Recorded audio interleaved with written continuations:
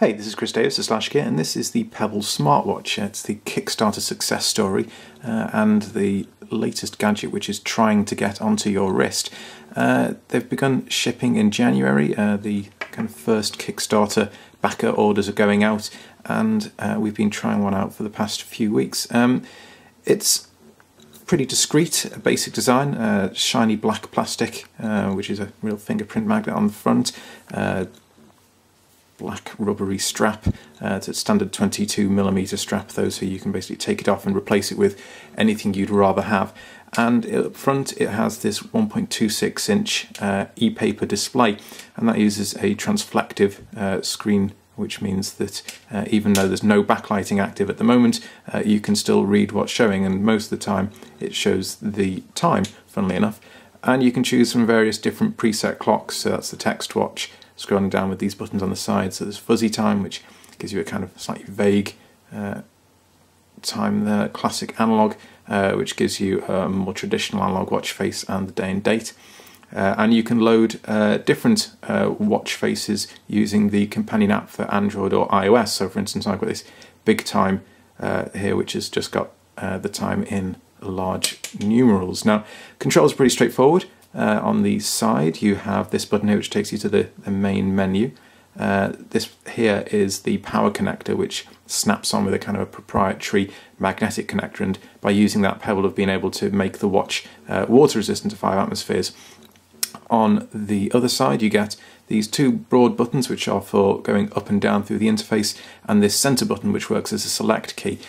Now, inside there is a 140 milliamp hour battery that you can't actually get access to it because Pebble has sealed up the watch as a whole for that water resistance. It's also resistant to salt water as well, so if you go swimming in the sea you can do that, or you can change the music while you're in the shower. It does mean that after about 300 cycles, which is what the battery is rated for, you'll start to see a decline in charge storage after that, though Pebble do say it'll last for between 5 and 7 days of runtime depending on how you use it, and we've been kind of seeing more like 4 to 6 days.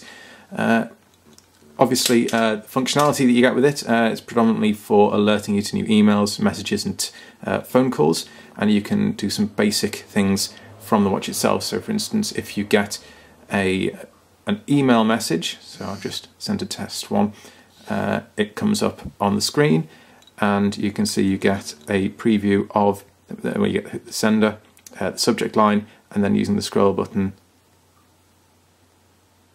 you can go through the message and see it, that you can't actually respond to that email. You have to actually go to your computer and pull your phone out and do it that way.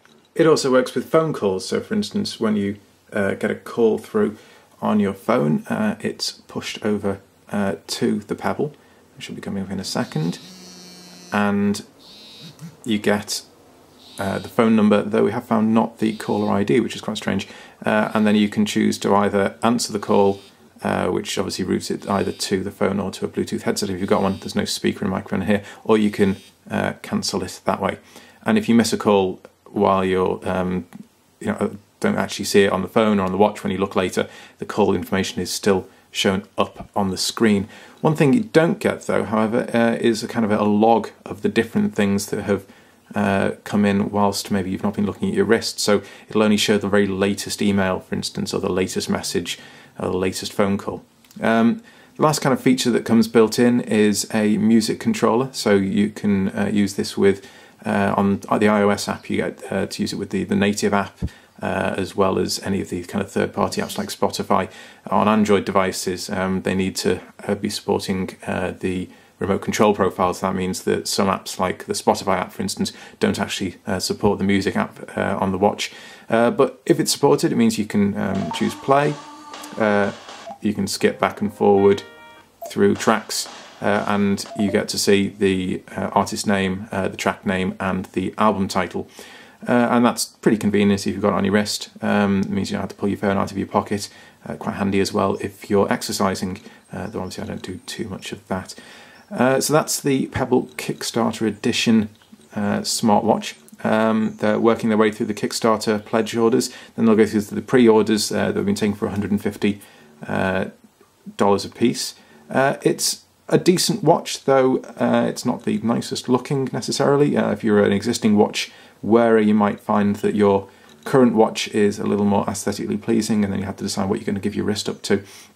But if you're looking for an easy way to view what's going on your phone from your wrist, it's a good way of doing that, and it will only get better once Pebble opens up the software and the SDK to third-party developers, who will then be able to put their own functionality and features on the watch itself. So we'll get to see things like exercise logging. It's got accelerometer inside, so you can track movement, and generally be able to do all manner of things. There's an awful lot of developers very, very interested in it. So that's the Pebble smartwatch. It's available now for pre-order. Thanks very much for watching.